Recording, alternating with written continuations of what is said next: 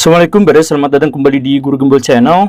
Saya mohon maaf, tapi netizen sekarang ketipu banget. Ketika sekarang kita sedang mengawal sebuah kasus mega korupsi yang merugikan negara sampai 300 triliun rupiah, kemudian netizen yang melihat ini justru malah dibelokkan oleh para buzzer ke arah yang salah. Mereka menuding pihak yang salah, yaitu apa? Pak Harvey Muiz. Sekarang dibully, dituding, dicari-cari kesalahan, termasuk istrinya juga, termasuk hakim yang telah memvonisnya dan sebagainya. Itu salah kaprah baraya, sama sekali tidak mengarah ke sana seharusnya kasus ini tuh. Jadi saya mohon maaf, tapi netizen dalam hal ini benar-benar ketipu gitu ya. Termasuk kemarin Pak Jeremy Pauline itu bikin sindiran di Kotret gitu ya, kalau 300 triliun maka itu akan begini dan begitu. Gak seperti itu baraya. Ini perhatikan baik-baik, share video ini kalau misalkan baraya bisa dan mau gitu ya. Jadi kronologinya seperti ini ya. Pak Harvey Muiz itu terpidana korupsi yang merugikan negara 300 triliun rupiah. Dari mana 300 triliun rupiah itu? Pertama, kerugian akibat kerjasama sewa alat processing bla bla bla, alat-alat pabrik gitu ya, pabrik nikel. Berapa di situ kerugiannya? 2 triliun 284 miliar 950 juta 217 ribu rupiah 912 rupiah gitu ya.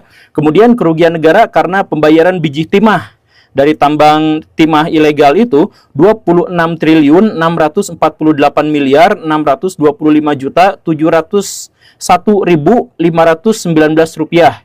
Kemudian kerugian lingkungan hidup, kerusakan yang luar biasa parah itu adalah 271 triliun 69 miliar 688 juta 18.700 rupiah. Kalau di jumlah jumlah di total semuanya itu adalah 300 triliun rupiah. Nah, masalahnya di mana? Masalahnya adalah bahwa orang-orang kemudian fokus itu kepada Pak Harvey Muiz. Siapa Harvey Muiz itu? Dia itu satu, bukan komisaris perusahaan, bukan pemilik perusahaannya, bukan direkturnya, bukan stafnya, bukan decision maker dari peristiwa korupsi ini. Tapi siapa? Dia itu cuman operator, cuman bantu teman melakukan korupsi, dan itu pun yang di tengah-tengah, bukan akhirnya. Jadi saya bukan ngebela dia, tapi saya bilang bahwa dia itu kalau misalkan di narkoba itu sekitar semacam kurirnya aja lah ya. Yang pemasoknya, yang bandar besarnya itu aman sampai sekarang. Nah, inilah kekecewaan saya pada netizen. Kenapa? Netizen itu justru fokus hanya pada satu orang. Coba gini lah ya. Kalau baraya korupsi di pertambangan, maka yang terjadi itu apa? Mobil-mobil alat berat itu terlihat oleh siapapun, oleh pejabat, oleh tentara, oleh camat, oleh lurah, oleh kepala desa, dan sebagainya. Hilir mudiknya. Jalan rusaknya kelihatan oleh seluruh orang yang ada di situ. Kemudian misalkan bikin smelter, bikin pabrik, itu semuanya kelihatan sama orang. Kemudian ketika hutan ditebang, kemudian ketika sungai tercemar, ketika hutan-hutan sekarang sudah tidak lagi bersuara karena burung-burungnya hilang, dan sebagainya, itu diketahui oleh semua orang. Artinya apa? Korupsi pertambangan itu adalah korupsi yang demonstratif, korupsi yang terlihat jelas. Dan karena itu, pihak yang terlibat di situ mustahil cuma satu. Gak mungkin cuma satu, tapi banyak. Jadi dalam hal ini, ayo kita pikirin, itu gubernurnya kok bisa ada hutan yang lebat kemudian hancur, kok dia diam saja. Kemudian bupatinya, lurahnya, coba cari itu kepolisian yang ada di situ, itu cek coba. Mereka terlibat nggak? Atau misalkan mengamankan atau tidak? Kemudian misalkan lurah-lurah atau wartawan-wartawan yang ada di sana, coba mereka tuh bungkam karena apa? Kan sekali lagi ya, korupsi tambang itu nggak mungkin tersembunyi, itu pasti besar-besaran, dampak ekologisnya terlihat jelas, jalan rusak terlihat jelas, truk maju mundur dengan alat-alat beratnya itu terlihat jelas. Jadi dengan kondisi yang seperti itu, kemudian netizen fokus hanya pada satu orang. Yang satu orang itu bukan komisaris, bukan pemegang saham, bukan direksi, bukan staf. Dia ngaku di persidangan hanya membantu teman yang korupsi. Kenapa nggak misalkan dicari itu? Kenapa si orang-orang yang ada di situ tuh nggak dicari gitu? Padahal itu tuh jelas gitu. Jadi kalau misalkan ada korupsi tambang itu jelas di situ gitu. Makanya saya bertanya-tanya kepada baraya semua, kenapa kita malah fokus nyari-nyari Instagramnya Sandra Dewi kemudian dibully di situ, kemudian Harvey Muiz dibully di situ, gak? Itu tumbal Baraya. Saya bukan mengatakan bahwa dia itu tidak bersalah. Dia bersalah, jelas dia bersalah. Tapi dia hanya satu di antara sekian banyak mafia yang main di situ. Gak mungkin korupsi itu sendirian, mustahil. Yang kedua, gak mungkin korupsi pertambangan itu gak kelihatan. Bahkan tukang fotokopian yang ada di sekitar situ curigai. Masa gak mungkin, masa dia gak tahu itu gitu.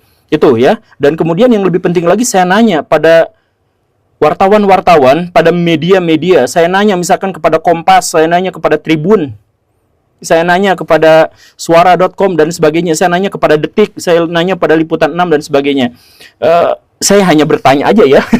Saya cuma bertanya nih, silakan jawab. Kenapa yang dibahas itu hanya Harvey Muiznya aja? Kenapa Kompas dan sebagainya tidak mengulik kemungkinan ada orang-orang besar di balik itu semua? Kenapa misalkan para penyidik di kepolisian juga tidak bertanya, Pak Harvey Muiz, sok jujur siapa aja yang terlibat dalam hal ini? Kenapa kok fokusnya itu hanya 1-2 orang saja, Pak Harvey Muiz dan teman-temannya gitu? Kenapa gak hal yang lain? Kan ini perusahaan kan, yang melakukan korupsi itu perusahaan. Dan uang 300 triliun itu nggak mungkin ditanggung oleh 1-2 orang gitu. Perusahaan mana di Indonesia yang asetnya misalkan 300 triliun gitu misalkan ya.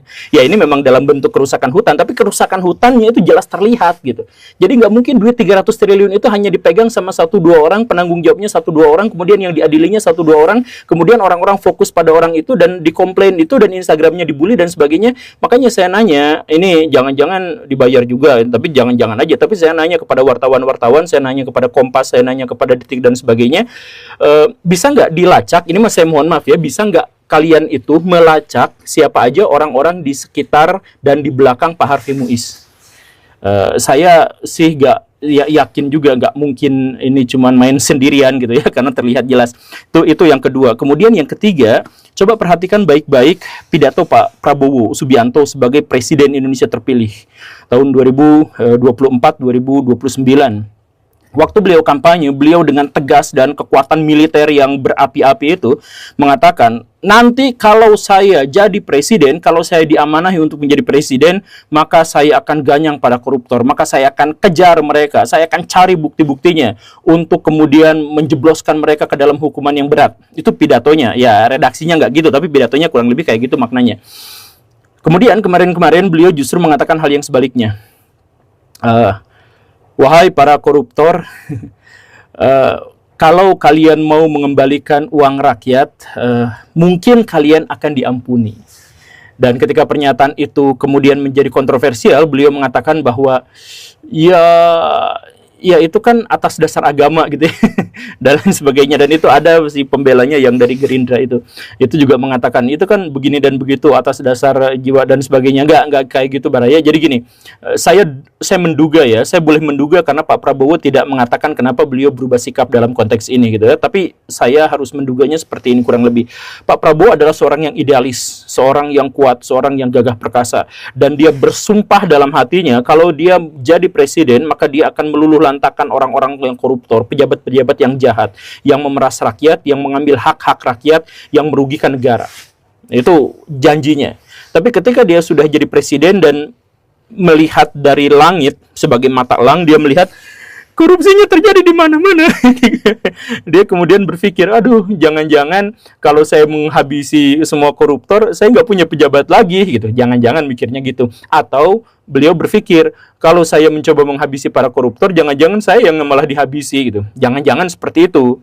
Bahkan beliau mengaku kemarin dapat ancaman gitu ya ketika berusaha mengatasi korupsi. Nah, itu kan ada pernyataan-pernyataan seperti itu. Nah, jadi mungkin saya melihat beliau tetap idealis, beliau tetap jujur, beliau tetap ingin berkorban untuk jiwa dan negara, untuk jiwa dan raga. Tetapi ketika beliau melihat realitas kejadian seperti ini di Indonesia, waduh, makanya beliau bikin kompromi. Ya udahlah, koruptor gak usah dipublikasikan, sembunyi-sembunyi aja, kembalikan uang negara, biar saya bisa dilihat sama media sebagai orang yang mengembalikan uang korupsi. Nah, itu nggak akan dibilangin, please, kayak gitu. Mungkin komprominya gitu. Sekali lagi ini dugaan saya, karena Pak Prabowo-nya tidak bilang apa yang sesungguhnya terjadi, tapi mungkinkah seperti itu? Nah, kalau memang sudah seperti itu, artinya apa? Lagi-lagi sebuah penegasan. Korupsi tidak mungkin dilakukan sendirian. Apalagi korupsi di dunia tambang dan korupsi yang melibatkan uang 300 triliun rupiah. 300 triliun itu maksudnya Pak Prabowo untuk siapin makan siang gratis itu 71 triliun rupiah saja. Untuk bikin kereta api cepat Cina itu, Jakarta-Bandung itu 100 triliun rupiah. Bikin IKN kemarin itu sampai sejauh ini habis 130 triliun rupiah. Jadi kalau misalkan uang 300 triliun itu bisa digunakan untuk macam-macam, itu kerugian negara.